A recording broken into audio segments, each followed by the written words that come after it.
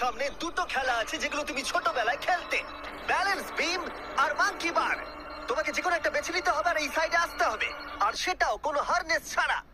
না না না না যদি না, কোনো না, না। কারণে ও অবস্টাকেল কোর্স থেকে পড়ে যায়, তাহলে ও প্রথম কোর্সের মতো সোজা নিচে নেটে গিয়ে পড়বে, আরো $8 লাখ হেরে যাবে। জিমি চ্যালেঞ্জটা সেকেন্ড রাউন্ডেই এত কঠিন করে দিয়েছো। তুমি কি বলতে চাও $8 লাখ জেতা এতটাও সহজ হবে না? ও ভাই, ঠিক আছে, ও তাহলে মাঙ্কি বার বেছে নিচ্ছে। ওকে এভাবে নিচে নামতে দেখে আমার বেশ ভয় লাগছে। ও যখনই ফার্স্ট পার্টটাকে ছুঁয়ে ফেলবে, ও আর ফিরতে পারবে না। দেখা যাক ও মাঙ্কি বাড়ি বেছে নেয় কিনা। কিছু করার নেই আর। $8 লাখ বাজিতে আছে। 3, নিচের দিকে তাকিও না, এবারও শুরু করতে চলেছে। 2, ও মাই গড, তুমি পারবে ম্যাক, পড়ে যেও না, সাবধানে সাবধানে। তুমি পারবে।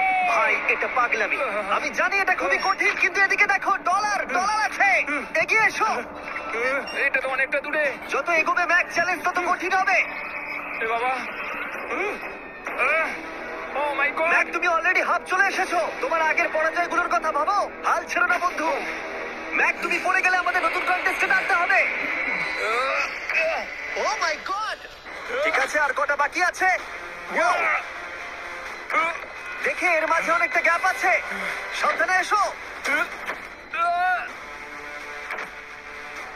ও ও ও প্রায় পৌঁছে গেছে। ও এটা তো দারুণ ছিল, প্লিজ পড়ে যেও না, ও এসেই গেছে। ও মাই গড, তোমরা যদি ভাবো আমার এই পাগল বন্ধুটাকে, তাহলে